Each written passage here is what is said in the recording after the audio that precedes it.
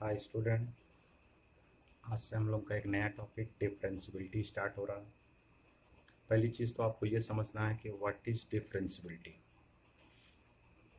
Actually में अगर कोई भी फंक्शन को आप डिफरेंशिएट करते हो तो differentiability is the condition which ensure the function is differentiable. मतलब किसी भी फंक्शन को आप डिफरेंशिएट करो, इसकी गारंटी कौन देता है? डिफरेंशियबिलिटी उसकी देता है। यानी डिफरेंशियबिलिटी कंडीशन को अगर वो फॉलो करेगा तभी वो डिफरेंशिएबल हो। मतलब कोई भी फंक्शन है तो उसको डायरेक्ट आप डिफ्रेंशिएट नहीं कर सकते हो। जैसे आप मैट्रिक्स में पढ़ रखे हो इन्वर्टिबल मैट्रिक्स, तो कोई भी मैट्रिक्स इन्वर्टिबल होगी तब तो उसका इन्वर्स निकलेगा। और इन्वर्टिबल होने का मतलब क्या है था? वहाँ पे नॉन सिंगुलर था, determinant non zero. Just like जैसे वहाँ पे डिटर्मिनेंट नॉन जीरो है तो फंक्शन क्या है? मैट्रिक्स इन्वर्टिबल है और तब इन्वर्स निकालो। जैसे फंक्शन आपका बाइजेक्टिव होता था तब आप उसका इन्वर्स निकालते थे। Just like differentiability is the condition if function satisfy at a point then function is differentiable. Okay, तब देखो कह रहा f x be a real function define on a open interval a comma b and let c lies between a b, then the function is said to be differentiable or derivable at c। मतलब किसी भी point c पे function क्या है? Differentiable है। कब? जब उसका limit x tending to zero x tending to c f x minus F c x minus c exist and finite value. मतलब इस ये जो होल वैल्यू है इसकी लिमिट एग्जिस्ट करे और फाइनाइट वैल्यू दे, तब आप बोलोगे कि फंक्शन इज डिफरेंशिएबल। ओके, कहने का मतलब ये हुआ। आप इस तरीके से समझ सकते हो कि जैसे अगर कोई भी फंक्शन एफ एक्स है वाई, तो आपको निकालना है डिफरेंशियबिलिटी एट सी। मतलब आप क्या चाहते हो? आप चाहते हो d y by d x निकालना x is equal to c पे। तो इसी को हम लोग बोलते हैं एफ डैश सी। और ये जो एफ डैश सी है ये फार्मूला होता है limit x tending to c f x minus F c x minus c. अब देखो ये जो है इसको ये बोलते हैं, समझ के रखिएगा। अब ये किस पे डिपेंड कर रहा है? इस लिमिट पे डिपेंड कर रहा है। और limit of the function exist may और मे नॉट। तो वही बात कह रहे हैं, इसका लेफ्ट हैंड लिमिट निकालो क्योंकि लिमिट है तो लेफ्ट हैंड लिमिट भी निकालना पड़ेगा और राइट हैंड लिमिट भी निकालना पड़ेगा। और दोनों अगर एग्जिस्ट करे और इक्वल हो तो उसी को बोलेंगे कि लिमिट ऑफ द वैल्यू। और वो जो लिमिट आएगी उसी को एफ डैश सी बोल देंगे। तो अगर किसी भी function y is equal to f x function है, उसको किसी पॉइंट सी पे डिफ्रेंशिएट करना चाह रहे हैं, मतलब उसका एफ डैश सी निकालना चाह रहे हैं। और एफ डैश सी मीन्स ये फार्मूला। ओके, तो डिफरेंशियबिलिटी का कंसेप्ट ये होता है। अब देखिए इसमें तो ये एफ डैश सी तक की बात आप समझ गए। अब एग्जिस्ट करे कहने का मतलब ये हुआ, अगर ज्योमेट्रिकली आप समझना चाहो तो अगर कोई फंक्शन है तो उसका ग्राफ होगा। मान लो ये पॉइंट ए है, ये पॉइंट बी है, तो इसके बीच में कोई एक पॉइंट आप सी ले। बीच मीन्स इसके बीच में कहीं भी, ये नहीं कि जस्ट मिडिल पे ये सी लिया। तो अगर हम लोग ये चाहते हैं कि d y by d x at c means f dash c निकालना चाह रहे हैं, then what do you mean by that? Geometrically इसका मीनिंग हुआ कि इसकी इस वाले पॉइंट पे जो एक टेंजेंट ड्रॉ होगा उसका स्लोप क्या है? What is the slope? Slope means line का जो एक्स एक्सिस के पॉजिटिव डायरेक्शन से एंगल होता है उसी को स्लोप बोलते हैं। ओके, तो एक्चुअली में किसी भी फंक्शन का जो कर्व है उसके किसी पॉइंट पे उसका जो टेंजेंट ड्रॉ होगा उसका स्लोप क्या होगा, उसी को बोलते हैं एफ डैश सी। ये बात हम लोग आगे करेंगे, बस ये geometrically meaning of the differentiation आप समझ गए। तो जरूरी नहीं कि कोई भी कर्व हो तो उसका टेंजेंट ड्रॉ ही हो पाए। ठीक, अगर अगर कर्व ऐसे है तो अब देखो यहाँ पे शार्पनेस आ गई ना, तो साथ में टेंजेंट नहीं ड्रॉ होता। क्यों? क्योंकि मोर देन वन पॉइंट पे कट करना शुरू कर देगा वो। तो इसीलिए टेंजेंट हर एक पॉइंट पे ड्रॉ हो कोई ज़रूरी नहीं। जैसे आपने ये ले लिया तो हर एक पॉइंट पे होगा। ओके, लेकिन अब और भी कोई ढेर सारे फंक्शन आते हैं, जैसे कि ये ऐसे आ गया। अब बताओ यहाँ पे तो टेंजेंट ड्रॉ होगा लेकिन यहाँ पे टेंजेंट नहीं ड्रॉ हो सकता ना। यहाँ पे आप लोगे अगर तो इसको कट करने लगेगा। ठीक, इस वाले पॉइंट पे भी नहीं ड्रॉ होगा, इस वाले पॉइंट पे, इस वाले पॉइंट पे टेंजेंट ड्रॉ होगा। तो कोई भी फंक्शन है तो हर एक पॉइंट पे उसका टेंजेंट नहीं ड्रॉ हो सकता है कर्व का। जस्ट मीन्स हर एक पॉइंट पे फंक्शन डिफरेंशिएबल हो जरूरी नहीं है। तो अगर डिफरेंशिएबल है तो मतलब ये आपको फाइंड करना है। ठीक, तो ज्योमेट्रिकल मीनिंग मीन्स हुआ, फिर से सुन लीजिए, कोई भी फंक्शन है तो उसका कोई कर्व होगा। कर्व के किसी पॉइंट पे x is equal to c पे अगर आप क्या निकालना चाहते हो, इस कर्व का आप निकालना चाहते हो टेंजेंट, तो वो टेंजेंट का जो स्लोप होगा उसी को बोलते हैं dy बाई डी एक्स। ठीक, तो फिलहाल हम लोग आते हैं अपने प्रोसेस पे। तो अगर किसी भी फंक्शन का एफ डैश सी निकाल रहे हैं तो उसको एफ डैश सी से डिनोटेट करते हैं, डी एफ सी से डिनोटेट करते हैं, इससे भी करते हैं।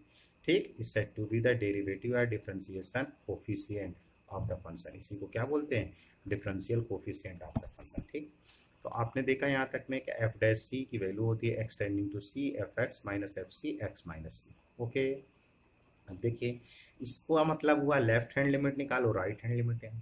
एक्चुअली में इसकी जो लेफ्ट हैंड लिमिट होती है उसी का नाम होता है लेफ्ट हैंड डेरिवेटिव एट सी, और इसकी जो राइट हैंड लिमिट होती है उसी का नाम होता है राइट हैंड डेरिवेटिव एट सी।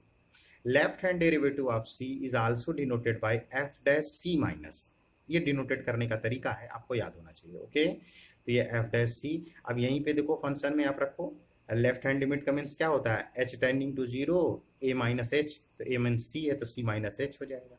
तो देखो h tending to zero c minus h, और ये तो सी होता है अपॉन माइनस एच। इस यहाँ पे रखिए ना आप, यहाँ पे जब वैल्यू रखोगे आप तो आपको खुद ही दिख जाएगा।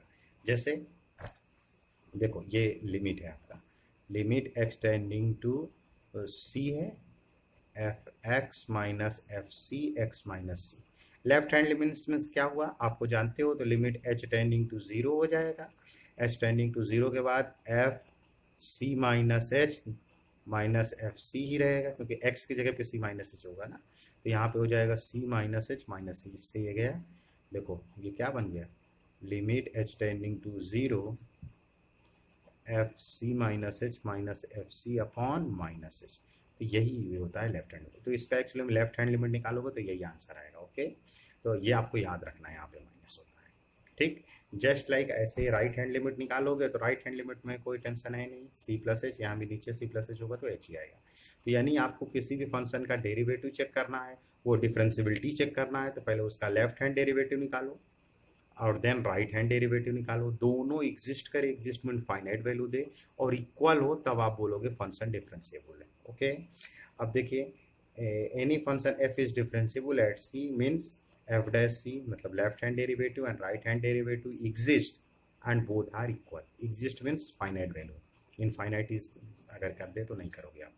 अब देखो आप क्वेश्चन करते हैं तो आपको समझ में आएगा। जैसे आपसे कह रहा है prove that mod x is differentiable at x is equal to 1 but not differentiable at x is equal to 0, तो चेक करते हैं हम लोग डिफरेंशिएबिलिटी वाली कंडीशन। अगर 1 पे डिफरेंशिएबल है तो सी की जगह 1 है, तो फार्मूले में रखो, यहाँ पे क्या निकालना पड़ेगा, लेफ्ट हैंड डेरिवेटिव भी निकालना पड़ेगा राइट हैंड। अगर आप डायरेक्ट समझो तो एफ डैश सी का मीनिंग हो जाएगा limit x tending to 1 f f क्या हो जाएगा ये x minus F c x minus c, इसी के अकॉर्डिंग निकालोगे ना आप लोग।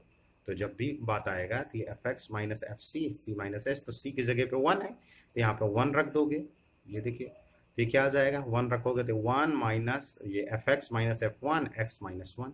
अब इसी का जो लेफ्ट हैंड डेरिवेटिव आएगा वो ये आएगा, इसका जो राइट हैंड डेरिवेटिव आएगा ऐसे लिखा जाएगा। ठीक है, वो आपको बता दिए अगर डायरेक्ट करते हैं तो। अब देखिए 1 minus h c minus h होता है। अब जहाँ जहाँ एक्स है मॉड एक्स, आपका फंक्शन क्या है मॉड एक्स है, तो जहाँ जहाँ एक्स है वहाँ सी माइनस एच मतलब 1 माइनस एच रखेंगे, तो देखो रखेंगे ये हो गया 1 माइनस एच, जैसे था f1 की वैल्यू तो 1 ही होगी, मॉड 1 की वैल्यू 1 अपॉन माइनस एच, यहाँ पे राइट हैंड है तो mod 1 plus H upon 1 upon ये वैल्यू हो जाएगी। अब देखिए आप इसके अकॉर्डिंग करते हैं तो ये मॉड है तो 1 माइनस एच आपको पता है ये है 1, अगर 1 में कुछ h is as many as small quantity, तो अगर 1 माइनस एच भी करते हो आप तो यही होगे, तो वैल्यू तो 0 से ज़्यादा है, पॉजिटिव है, पॉजिटिव है तो मॉड क्या करता है जो है वही लिख दो। यही काम यहाँ पे करो 1 प्लस एच तो यहाँ आओगे, तब भी ये 1 प्लस एच मतलब मॉड की वैल्यू ब्रेक कैसे होगी वही वैल्यू आ जाएगी। अब 1 1 कैंसिल, माइनस ये आ जाएगा माइनस एच कैंसिल होकर 1, यहाँ एच अपॉन एच 1, तो left hand derivative right hand derivative both are exist may be 1 and equal also, that means f is differentiable at x is equal to 1 और f dash 1 की value 1 आएगी। Okay, अब next देखो for differentiability at x is equal to 0 means वहाँ पे left hand derivative निकालो right hand derivative निकालो, c minus h f c minus h, यहाँ पे ये फार्मूला। अब फार्मूला आप बार बार देख लो पीछे से, वही वाला फार्मूला है, वहाँ जहाँ जहाँ c है वहाँ वहाँ h कर दिया हमने, left hand derivative and right hand derivative. अब ये माइनस एच हो जाएगा, मॉड लगाएंगे, ऊपर मॉड आएगा, एफ जीरो की वैल्यू जीरो हो जाएगी, यहाँ भी मॉड, ये मॉड जो है इसको पॉजिटिव बना देगा, नीचे निगेटिव कैंसिल होकर -1 आएगा, यहाँ 1 आएगा। मतलब left hand derivative, right hand derivative both are exist but not equal, which is not possible, मतलब ये दोनों इक्वल नहीं है। -1 is not equal to 1, that means left hand derivative is not equal to right hand derivative. Okay, ये बता रहे हैं कि ये पॉसिबल नहीं है, मतलब ये इसके इक्वल नहीं है, मतलब F is not differentiable eight zero. तो इस तरीके से आप काम करते हैं। अब नेक्स्ट पे और हम क्वेश्चन इससे करेंगे, एक क्वेश्चन आपको समझने के लिए हमने बता दिया है। जस्ट नेक्स्ट टर्म की बात आती है तो कुछ और क्वेश्चन देख लेते हैं क्या करने वाले हैं हम लोग। अब आपको डेरिवेटिव से रिलेटेड इस तरीके के क्वेश्चन हम लोग बात करेंगे। ठीक, थैंक यू।